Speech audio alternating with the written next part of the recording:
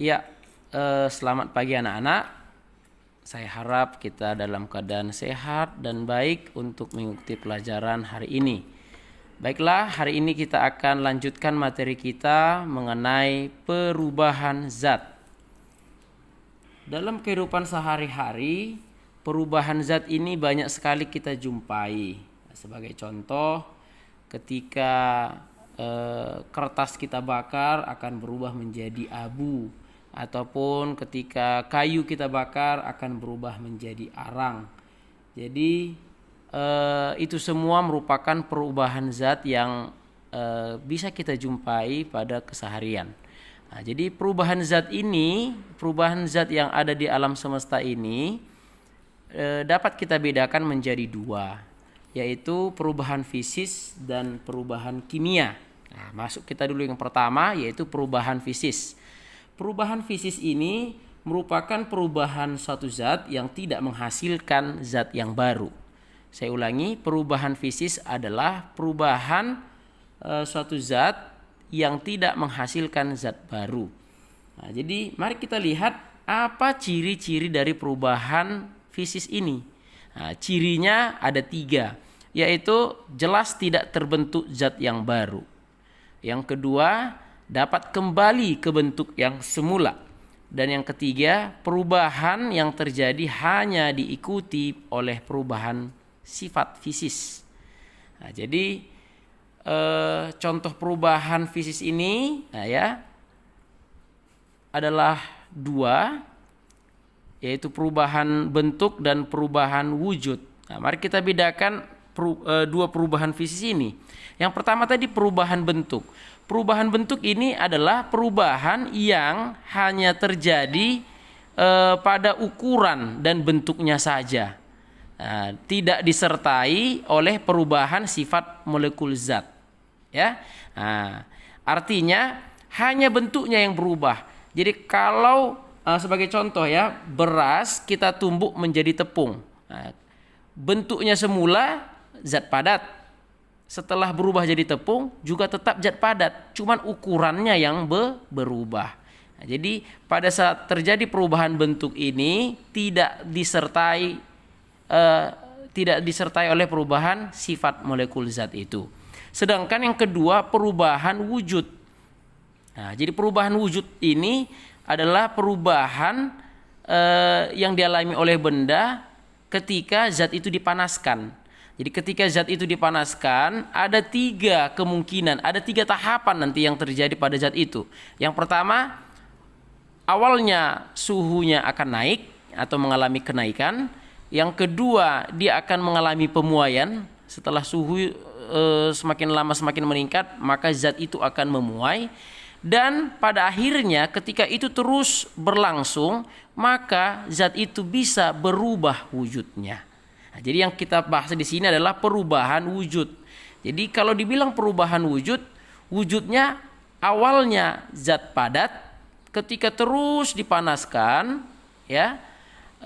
pada akhirnya dia akan mengalami perubahan wujud. Jadi zat padat itu bisa nanti jadi mencair, ya. Nah, itulah dia. Itulah namanya perubahan wujud. Beda dengan perubahan bentuk. Nah, jadi kalau perubahan bentuk zat padat tetap di zat padat, ya.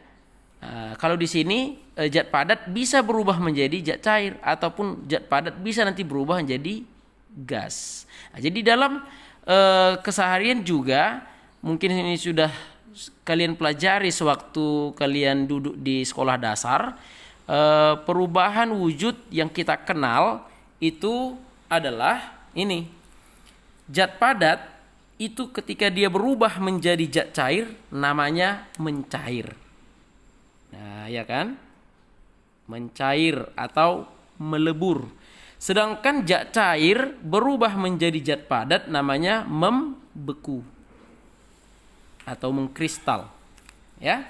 Kemudian yang berikutnya, zat padat ketika berubah menjadi gas itu namanya menyublim. Nah, contohnya itu apa itu? Iya, kapur barus ya. Kemudian gas ke zat padat itu namanya deposisi. Ya. Kemudian yang berikutnya, zat cair ketika berubah menjadi gas itu namanya menguap. Dan gas berubah menjadi zat cair namanya mengembun. Oke, ini sudah kita pelajari sewaktu kalian duduk di sekolah dasar ya. Oke, selanjutnya mari kita lanjutkan ke perubahan kimia. Ya. Nah, perubahan kimia. Perbedaan yang sangat signifikan antara perubahan kimia dengan perubahan fisis tadi adalah kalau perubahan fisis itu tidak menghasilkan zat baru, sedangkan perubahan kimia menghasilkan zat yang baru. Artinya ada perbedaan sifat molekul zat sebelum dan setelah terjadi perubahan, ya. Oke, itu yang kita sebut sebagai perubahan kimia. Jadi perubahan kimia ini bisa kita lihat dengan ciri-ciri sebagai berikut. Yang pertama tadi jelas terbentuk zat yang baru. Kemudian yang kedua tidak dapat kembali ke bentuk semula. Dan yang ketiga perubahan yang terjadi diikuti oleh perubahan sifat kimia melalui reaksi kimia. Ya. Kemudian yang terakhir selama perubahan kimia massa zat sebelum reaksi dan setelah reaksi itu adalah sama atau tidak berubah atau tetap. Ya, inilah yang kita sebut dengan hukum kekekalan massa, ya. Hukum kekekalan massa atau hukum Lavoisier. Ya, nanti di pelajaran kimia kalian akan mengenal ini lebih jauh. Oke, kemudian mari kita lihat yang berikutnya, yaitu proses perubahan kimia. Ya, proses perubahan kimia itu dapat kita lihat dari 3 peristiwa ini. Yang pertama itu adalah pembakaran. Ya, ketika dibakar maka akan terjadi komposisi yang berbeda dari materi awal dengan komposisi materi akhir. Nah, sebagai contoh, misalnya kayu kita bakar akan menjadi arang. Jadi komposisi kayu, komposisi penyusun kayu itu sebelum berubah dengan komposisi arang yang menjadi perubahannya setelah dibakar itu akan berbeda, jelas berbeda, ya. Nah, itulah yang kita sebut dengan reaksi kimia atau perubahan kimia, ya. Jadi dia berubah. Kemudian yang berikutnya pembusukan, ya, pembusukan. Bahan makanan yang menjadi busuk itu tidak akan bisa kembali ke bentuk semula. Contohnya, kamu simpan mangga. Awalnya kamu beli mangga, ya, beli mangga dari beras tagi supermarket, ya. Kemudian kamu simpan, ya, kamu simpan di lemari atau bahkan di kulkas sekalipun. Ketika itu kamu biarkan dalam waktu yang lama, maka dia akan busuk. Nah, cuman bedanya nanti proses pembusukan ketika berada di luar dan di dalam kulkas itu pasti berbeda.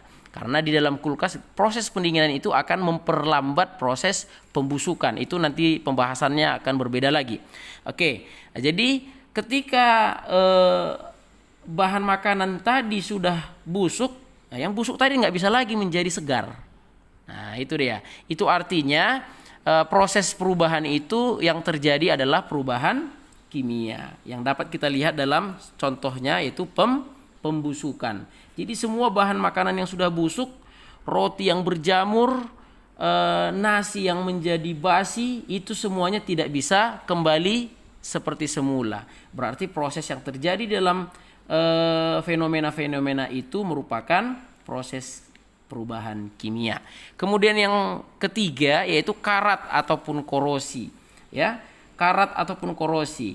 Nah, yang mengalami karat dan korosi ini adalah semua jenis logam. Cuman perkaratan atau korosi yang dialami tiap-tiap logam itu bermacam-macam, ya. Ada yang lebih cepat berkarat, ada yang tidak. Bukan tidak bisa berkarat, ya. Semua logam itu bisa berkarat, cuman waktunya yang berbeda-beda. Jadi kadang dibilangnya anti karat karena apa? Karena proses perkaratannya itu sangat lama.